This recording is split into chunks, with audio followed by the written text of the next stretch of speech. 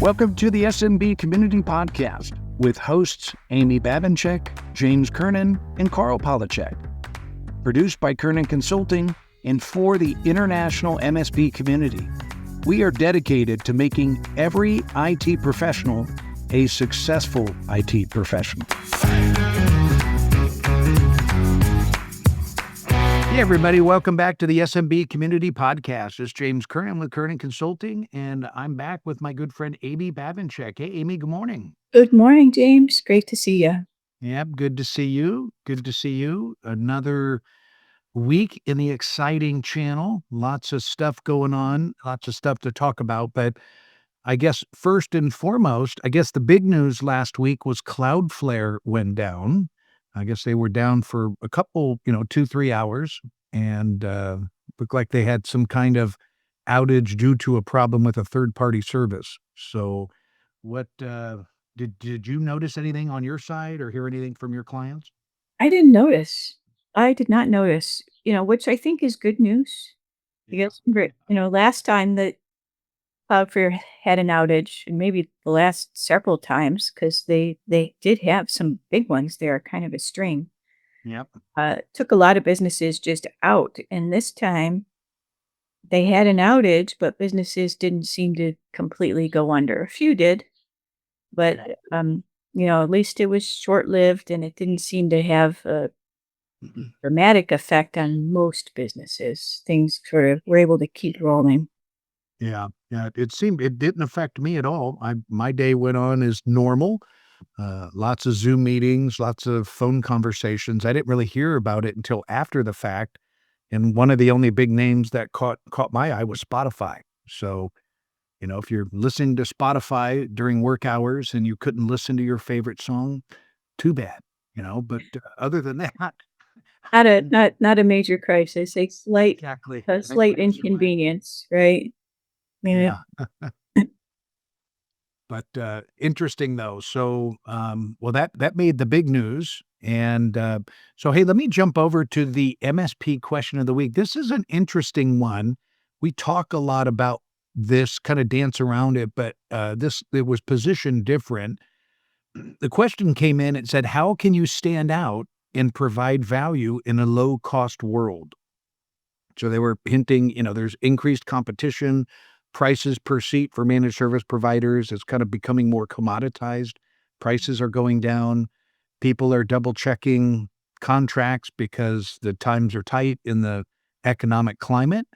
And but how do you really stand out and provide value in that kind of situation? What are your thoughts? Yeah, well, word from my peer group people is that the sales cycle is stretching out. It's not the quick sale it was for a number of years.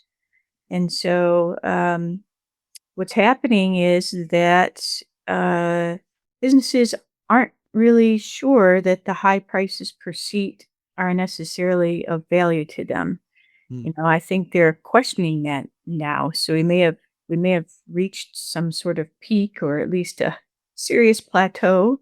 And we're seeing, some pushback. And so what my folks are telling me is, how can I compete? How can I get myself out of that comparison to other MSPs? And the solution is really something you and I talk about a lot. Yeah. You hear, rhetorically all the time, your unique selling proposition. But what you really do need to talk about in these sales situations today is, what makes you different than the other MSP, so that you cannot be directly compared. Compared. The market out there is saying, and we think this is a commodity, and we think it's awfully expensive for a commodity. The MSPs are not looking different to us. We interview 3 of them. We just get to pick whichever one is cheapest, because, they're all telling us about their remote support, their great help desk, and, how they're going to secure the environment. It's what everybody comes in and tells us. So why wouldn't we just pick the cheapest one?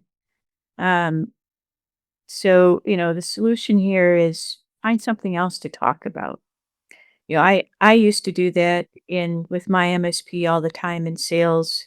If they wanted to start to talk about, help desk and things, say, look, my people are good. The response time is fast. We get things done. You know, we never charge you for learning on the job. But what I really want to hear about is what's going on in your business that you think you need to hire somebody like me. Yeah. Right. And sort of just change that conversation around. Right. You Yeah. know, It's a really important point you just said right there. It's, change it from a technical conversation to a business conversation. And Amy, that's the first thing that came to my mind. It's like make it about their business, not about the technology. Understand what their 3 to 5 year business goals are, how they plan to expand, what they're looking at doing, and then say, I'm going to put a technology plan to support that 3 to 5 year plan. Let's work together and educate the customer what they need to do and educate them on the new technologies. We talk a lot about AI, you know, Mhm. educate them on that. Windows 10 end of life, the features of Windows 11. I mean, I would, you know, we keep bringing that up, but a lot of clients don't understand why they need to upgrade, prospects, educate them. I Yeah. think that's a great differentiator for sure. Yeah.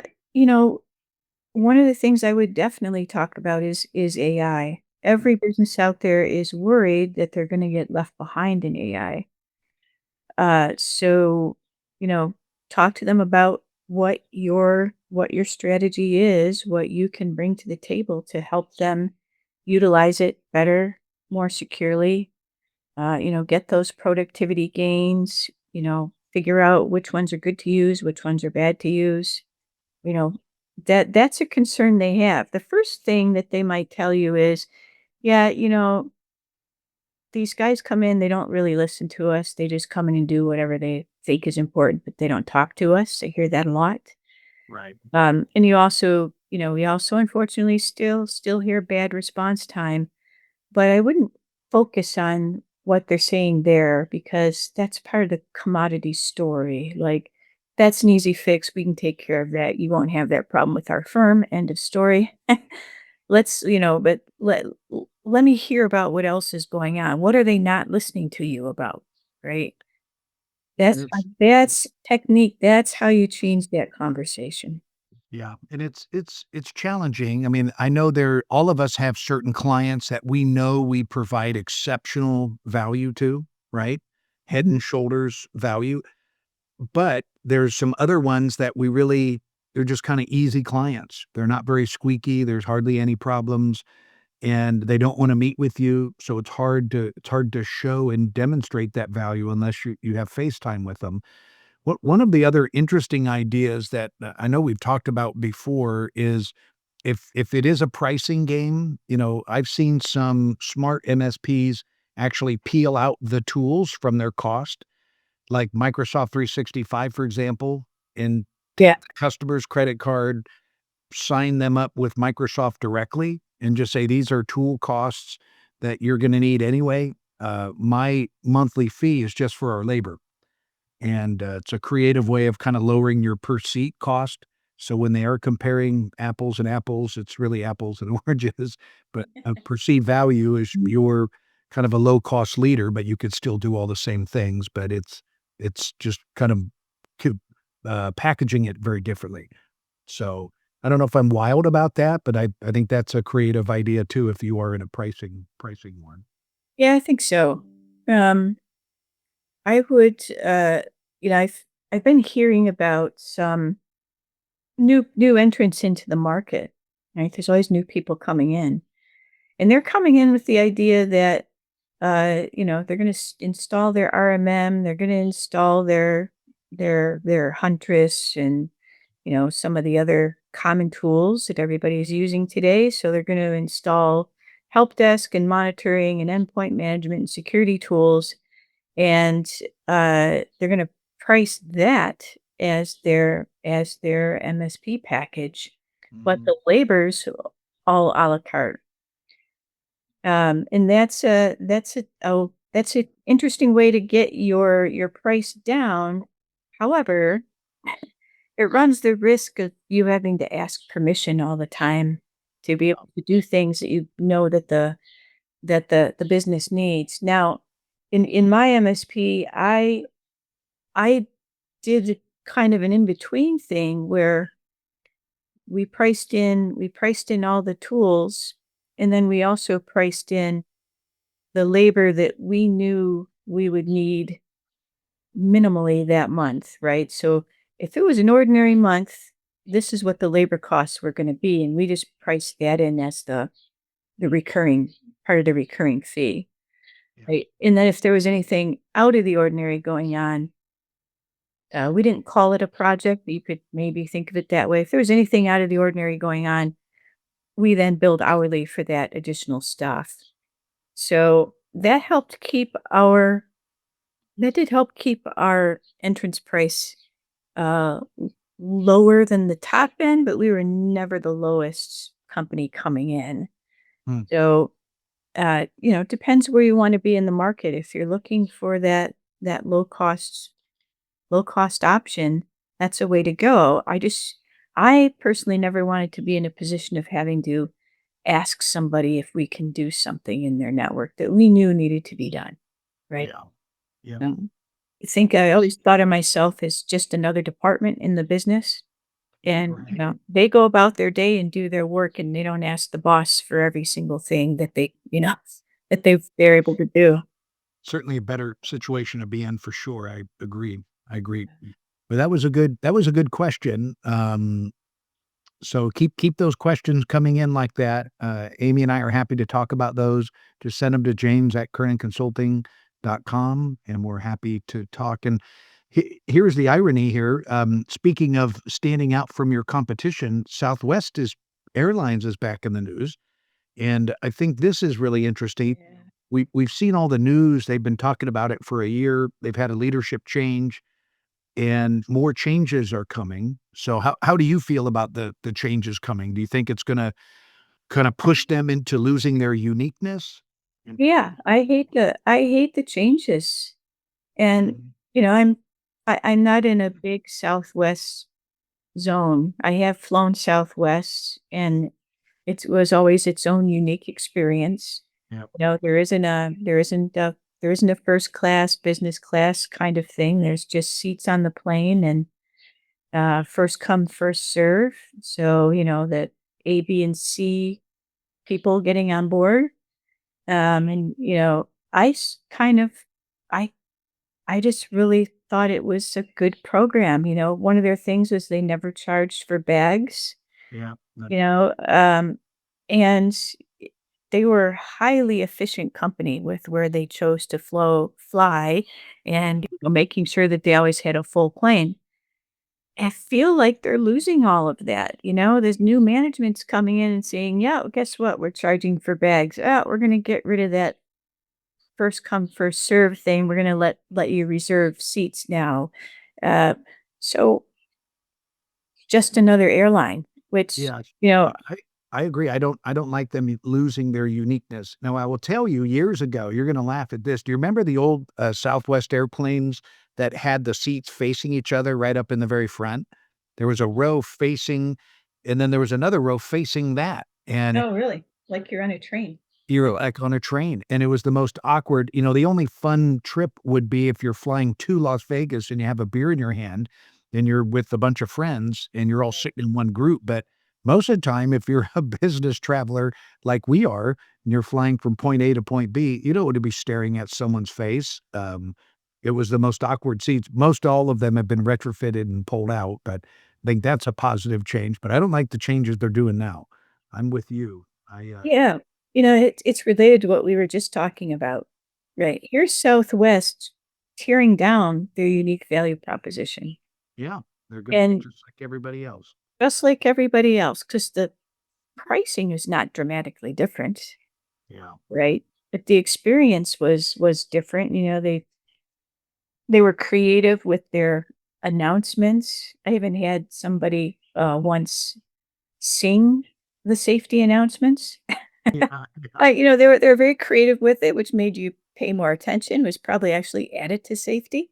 Yep, that was Uh, you know, they they would bring your snacks around in a basket and just let you, pick out what you wanted. It was just little things like that. It just made it a different experience. And, you know, I just think it's always a bad idea to let your unique value proposition go. I completely agree, and probably 90% of my flights the last 5+ years have all been Southwest. I've flown Southwest for years. I'm in a big Southwest market, and, I've got the app. I know how everything works. I'm in the rewards program, so it's fun, and it seems like a lot of that stuff's just disappearing, so I'm Yeah. happy about it as well. Yeah, yeah, sad. I'm in a Delta hub, so almost always end up flying Delta because you get, you know, 60 choices of Air Delta flights and, one of each of the other airlines. Oh, how it works when you live in a hub city. Yeah, I'll be doing more of that as well. So, and the economy is in the news again. I mean, nothing really. I read through the report. I've read through multiple reports. There's some regional reports that I went through, and some national reports. Just kind of talks about the overall growth, job growth, just kind of is stagnant, or declining a little bit. Stock markets, kind of the markets are going up and down. It's kind of climbed back up from where it was depressed about a month ago. So that's good news. Unemployment is just kind of flat. The overall GDP growth is kind of flat. So Mhm. I think a lot of people are just gonna kinda wait and see how these tariff, negotiations all pan out and where this all ends. So I know that's all being discussed as we speak. So hopefully we'll get that stuff put behind us and then kind of maybe grow the second half of the year, but Yeah, I think the tariff chaos seems to be quieting down, and chaos is never good for business. And you certainly saw that reflected in the stock market. I haven't looked in the last couple of weeks, but we were slowly climbing back to where we were in January. Like January was the peak, and it really hit a trough, and it's been slowly bouncing, unfortunately, but bouncing up and down, up and down, up and down, and slowly making its way back up to where it was in January.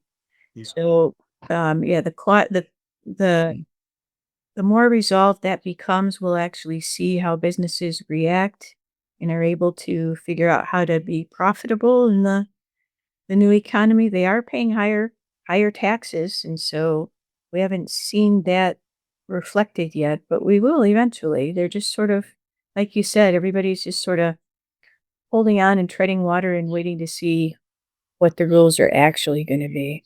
Yeah, so not much else really to report there. I mean, the thing Amy and I've always talked about is in a flat economy like we have, or turbulent economy that's volatile, just keep marketing yourself. Get out there, market yourself, stay top of mind with your customers, educate them, and stay in front of them, and you'll just grow right through this. So, I think good marketing is the key for growth in 2025 for sure. So, and then, speaking of good deals, there's Carl Palachek just dropped something up in the Small Biz Thoughts community, and he uh, he had kind of put together their 15 different MSP consultants that put together a bunch of freebies. So, Amy and I were both part of that program last quarter, and that was a great program. Many of you took advantage of that. I'm gonna drop the link up in the show notes so you all can check it out, or you could find it on smallbizthoughts.com up in the community and the blog. He called it summer freebies, but there's over 15 consultants this time that are offering up to $8,200 of freebies, no obligations, no strings attached. It's just free stuff, and everybody loves good deals. I'm offering, for a handful of select people, free valuations. If anybody's interested in looking at a valuation, it can help you with that. So that's one of my promos, in limited supply up in the community. But, you wanna check that out for sure because there's a good mixture of all sorts of things up there. So on smallbizthoughts.com in the community, and I'll drop the link in the show notes on the Yeah, website. it's a really creative program, and I'm glad he's doing it. I participated the last couple. I'm not in this one, but we'll probably be back in the fall. Yeah. And, yeah, I'm glad to see some new people in there. I think that's Yeah. a good development. So, Yeah. A lot of new faces for sure. So, all right. Well, I think that's about it for today. Anything else exciting that you want to share, Amy? uh, my exciting thing out here that I'm dealing with is a woodchuck sort of came in and ate a lot of my garden, which makes me quite unhappy. So, you know, usually we talk about how things are going at the top of the hour, but I saved that bombshell for the bottom of the Mm. bottom of the podcast here. I'm a big gardener, so I was a little devastated. Yeah. Yeah. I've got something on the what is it, the east side of my house that is eating a lot of my hosta plants. And Oh, I haven't run into that before. I get the vegetables. you have a deer? Yeah. Deer like hosta. Hosta. Yeah, Yeah, they normally, really do. I mean, we have all sorts of things from, seriously from eagles to hawks, but fox, a lot of rabbits, squirrels. We do have some deer, but it's rare that they come up to the houses. So anyway, Yeah. I'll have to put a camera out there. I'll figure it out. Yeah, do it. Do it. It's very interesting. You'll find out probably there's a lot more wildlife than you think. I have some cameras out and I sometimes I post these things and someone recently said like, "Oh, I think you live in a much more rural area than I do." And I'm like, "No, I don't live in a rural area. I am solidly in the suburban zone here in Metro Detroit, and we have deer and turkey and possum and raccoons and woodchucks and random cats, and the deer come right up to the door. Yeah. And so I've got a giant cage around my apple tree because of them. And, Wow. all is there's a lot of wildlife out there. So there's owls, there's hawks, there's, all kinds of stuff. Yeah, I am on the outskirts of town in my city, so we have all sorts of wildlife, and I love it. I do have some cameras outside. I don't have any on that side of the house, so I'll rig something up. So, All right. One more thing, James, before we yeah. wrap up. I hope you had a lovely Father's Day. Oh, thank We're recording this one day after Father's Day. So you. Yep, I still have a smile on my face. I mean, first of all, what an honor to be a father. It's one of my greatest accomplishments, and something I'm very, very proud of. I've raised two fine young men that are both married now and uh, part of our community. So excited about that. Yeah, and happy Father's Day to all the fathers out there. It's great to have your day of recognition. So fun absolutely. weekend. Yeah, good. All right. All right. Well, thanks, Amy. Good to see you. Have a great week, and we'll see everybody back next week on the SMB Community Podcast. Thank you for tuning in to the SMB Community Podcast. If you found this interesting or fun, please subscribe, share with your friends, and give us a thumbs up on your favorite social media. We would love to hear from you, so reach out anytime on the website at smbcommunitypodcast.com.